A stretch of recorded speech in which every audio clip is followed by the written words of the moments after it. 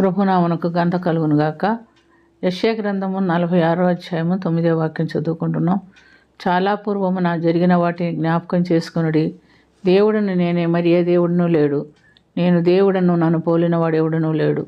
యెషయా ప్రవక్త ద్వారా తండ్రి అయిన దేవుడు మాట్లాడుతున్నటువంటి విషయాలు మనం ఇక్కడ గమనిస్తున్నాం. చాలా పూర్వమునంటే ఐగుప్తు దాసత్వంలో నుంచి ఇశ్రాయేలును విడిపించినటువంటి దేవుడు మోషేని ఏర్పరచుకొని, నా ప్రజలు ఐగుప్తీయుల చెరలో నుండి వారి పెట్టుచున్న మొర నేను వినుచున్నాను, వారిని విడిపించుటకు నా సేవకుడైన మోషేని ఏర్పరచుకొని ఉన్నానని ఆ ప్రజలతో చెప్పి మోషేని ఏర్పరిచి నడిపించినట్టుగా మనం చూస్తున్నాం. మోషే వారిని విడిపించి నడిపించేటటువంటి సమయంలో వారికి అనేకమైన సమస్యలు ఎదురొచ్చినాయి. మరి ముందు వారు ఆ యొక్క ఫరో దాసత్వం నుంచి విడిపించబడి ముందుకు సాగేటటువంటి సమయంలో కొంత దూరం పోయిన తర్వాత ఫరో వారిని వెంబడించాడు. ఆ తర్వాత వారు కొంత ప్రయాణం చేసిన తర్వాత ఎర్ర సముద్రం ఎదురు వచ్చింది. ముందు ఎర్ర సముద్రం ఎదురు వచ్చింది, తర్వాత వెనక శత్రు సైన్యం తరుముకు వస్తుంది. అటువంటి సమయంలో దేవుడు వారికి మధ్యవర్తిగా ఉండి న్యాయం జరిగించినట్టుగా మనం చూస్తున్నాం. ఎర్ర సముద్రం దగ్గరికి వచ్చేటప్పుడు మోషేతో, నువ్వు ఎందుకు మొరబెట్టుచున్నావు, నువ్వు నీ కర్ర సముద్రం వైపు చాపు అని దేవుడు చెప్పాడు. చెప్పినప్పుడు మోషే తన చేతిలో ఉన్న కర్రను ఎర్ర సముద్రం వైపు చాపినప్పుడు సముద్రం దండుగా విడిపోయి ఆరిన నేలన వారు నడిచి సముద్రాన్ని దాటుతున్నట్టుగా మనం చూస్తున్నాం. ఇశ్రాయేల్ జనాంగం సముద్రాన్ని దాటారు. అయితే ఐగుప్తీయులు ఆ సముద్రం మధ్యలో ఉన్నారు. తిరిగి మోషేని కర్ర సముద్రం వైపు చాపమన్నప్పుడు సముద్రం ఒకటే అయిపోయినప్పుడు ఐగుప్తీయులందరూ కూడా అక్కడ మునిగిపోయినట్టుగా మనం చూస్తున్నాం. తన శత్రువుల్ని దేవుడు సంహరించేశాడు.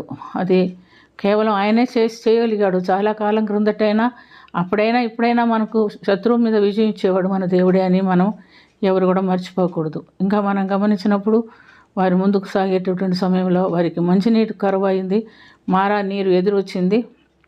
అప్పుడు దేవుడు మరలా మోషేతో చెప్పాడు, నీకు ఒక చెట్టు చూపిస్తాను, ఆ చెట్టు తీసుకొచ్చి ఆ నీటిలో వేయమన్నప్పుడు మోషే ఆ చెట్టుని కొట్టుకొచ్చి ఆ నీటిలో వేసినప్పుడు ఆ నీళ్ళు మధురమైపోయిను అని మనం చూస్తున్నాం. ఇది దేనికి సాదృశ్యం అంటే, ప్రియమైనటువంటి దేవులారా, మనమందరము పాపులైనటువంటి మనం ఈ లోకంలో జీవిస్తున్నాము. అయితే ఎవరైతే యేసు ప్రభు ద్వారా పట్టుబడి యేసు ప్రభుని అంగీకరించి హృదయంలో చేర్చుకొని మారు మనసు పశ్చాత్తాపం కలిగి దేవుని కొరకు జీవిస్తామని ఒప్పుకుంటామో వారి మారా అనుభవం లేదా పాపపు అనుభవం విడిపించబడి పరిశుద్ధ జీవితంలోనికి వారు వచ్చి దేవునికి సాక్షులుగాను దేవుని ప్రియమైన బిడ్డలుగాను ఈ లోకంలో జీవించడానికి దేవుడు సహాయం చేస్తాడు. ఎందుకంటే యేసు ప్రభుని చెట్టుతో పోల్చబడి ఉన్నది. యెషయా మొద్దు నుంచి చిగురు మొలిచునని మనం చూస్తున్నాం. యెషయా గ్రంథము 11వ అధ్యాయం మొదటి 2 వాక్యాల్లో చూస్తే, ఆయన యందు తన తండ్రి తన ఆత్మను నిలిపించి కుమారుని తన పరిచర్య కొరకు వాడుకుంటున్నట్టుగా మనం చూస్తున్నాం. యెషయా అంటే దావీదు తండ్రి దావీదు తండ్రి యూదా దేశపు వాడు, యూదా వంశపు వాడు, బెత్లెహేమీయుడు. అక్కడే యేసు ప్రభు కూడా జన్మించినట్టుగా మనం చూస్తున్నాం. అందుకని దావీదు వంశంలో నుండి యేసు ప్రభు జన్మించాడని చెప్పబడుతున్నట్టుగా మనం చూస్తున్నాం. ఈ దినాల్లో మనము ఎవరమైనా ప్రభుని అంగీకరించవచ్చు, ప్రభు దగ్గరికి రావచ్చు. మనం బలహీనతలు ఆయన సన్నిధిలో ఒప్పుకొని విడిచిపెట్టి ఆయన పరిశుద్ధ రక్తంలో మనం కడగబడి పరిశుద్ధపరచబడినప్పుడు దేవుని సన్నిధిలో ఉండటానికి దేవుడు మనకు కూడా అర్హత ఇస్తాడు.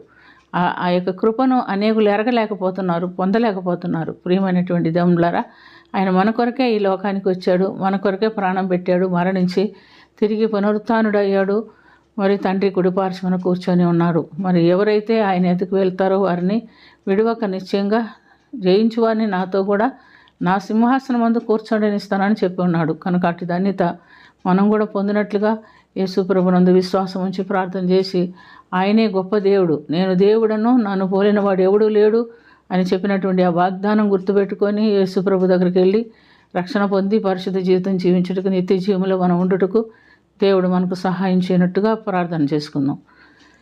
ప్రేమ కలిగిన తండ్రి, కృప కలిగిన ప్రభు యేసు, మీకు వందనాలు నాయన, స్తుతి నాయన, స్తోత్రం నా తండ్రి. నువ్వు తప్ప వేరొక దేవుడు మాకు లేడు, నువ్వే దేవుడు నా తండ్రి. చాలా కాలం క్రిందటి నుంచి కూడా నీ బిడ్డలను మీరు నడిపించే దేవుడుగా ఉంటున్నాడు.